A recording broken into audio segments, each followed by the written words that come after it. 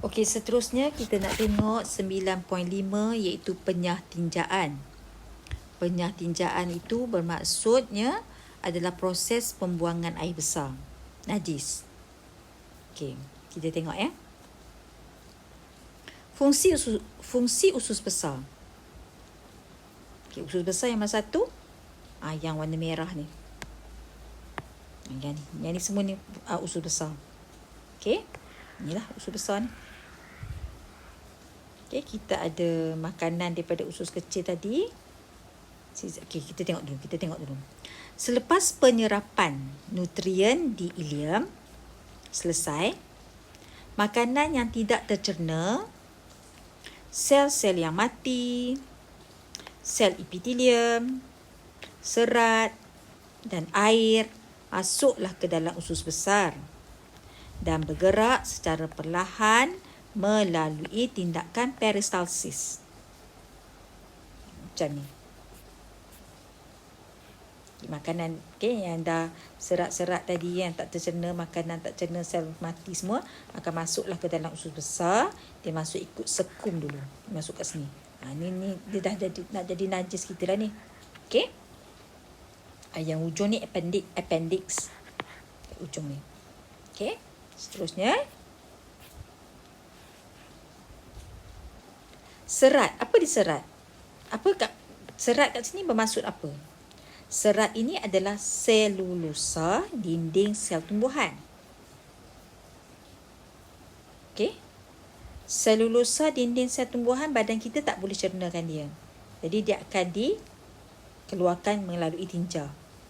Yang dikatakan serat itu adalah selulosa dinding sel tumbuhan. Okey. Usus besar menjalankan dua fungsi utama, iaitu penyerapan air dan vitamin dan juga pembentukan tinja.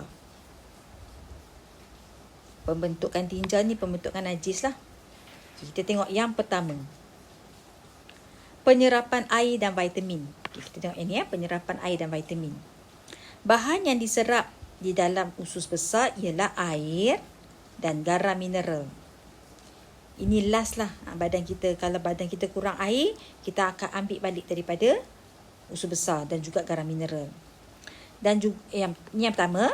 Yang kedua, dalam usus besar juga kita akan serap vitamin B, K dan juga asid folik. Sebab apa vitamin B, K diserap di dalam usus besar? Sebab kat dalam usus besar ada banyak bakteria simbiosis. Bakteria simbiosis ni bakteria baik yang dia duduk dalam usus besar dan dia hasilkan untuk kita vitamin B dan juga vitamin K dan juga asid folik. Kita tengok sini. Usus besar mempunyai satu populasi bakteria yang banyak, yang besar.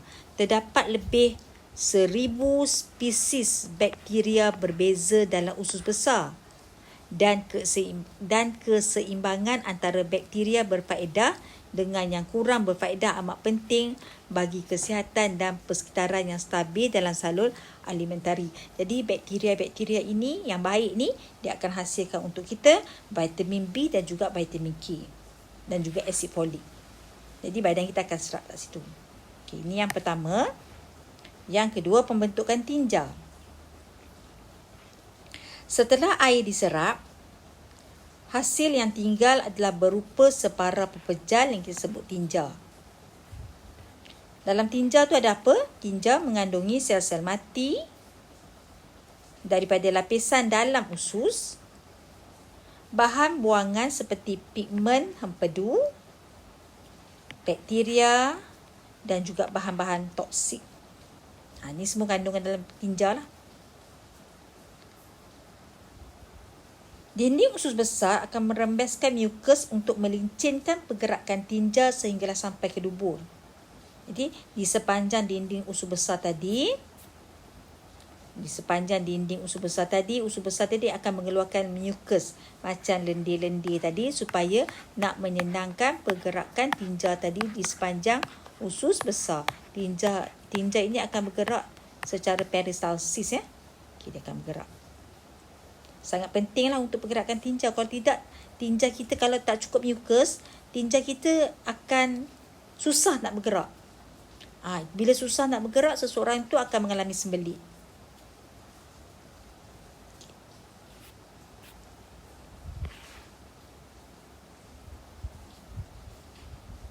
Tinja mengambil masa selama 12 hingga 24 jam untuk bergerak sebelum memasuki rektum.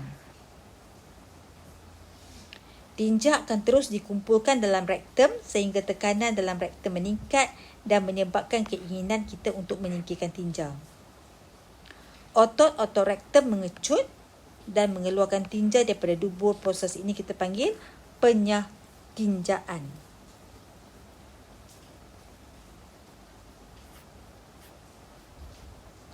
Ni rektum. Kawasan ni yang kita panggil rektum ni. Yang bawah sekali ni dubur, lubang najis kita. Okey. Yang ni, yang rektum tu yang ni lah. Kawasan di sekitar ni. Okey, dia macam stor simpanan untuk tinja lah. Apabila rektum ni dah cukup penuh, dia akan memberikan satu tekanan dan perasaan untuk kita nak buang air besar.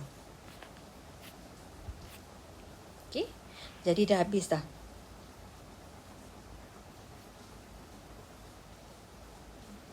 Soalan praktis 9.4 ni pun kita tak payah jawab sebab kita dah tulis nota. Ni semua tak perlu tak perlu jawab. Okay, kita tengok Ustaz, fikirkan.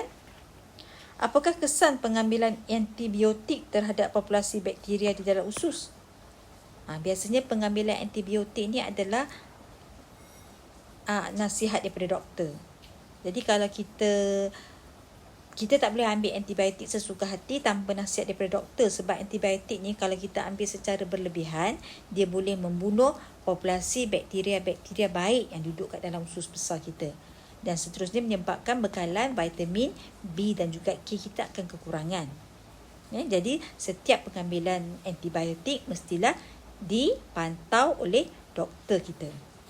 Okey, itu saja. Jadi untuk 9.5, saya nak awak salin yang ini sebagai nota dan juga yang ini sebagai nota.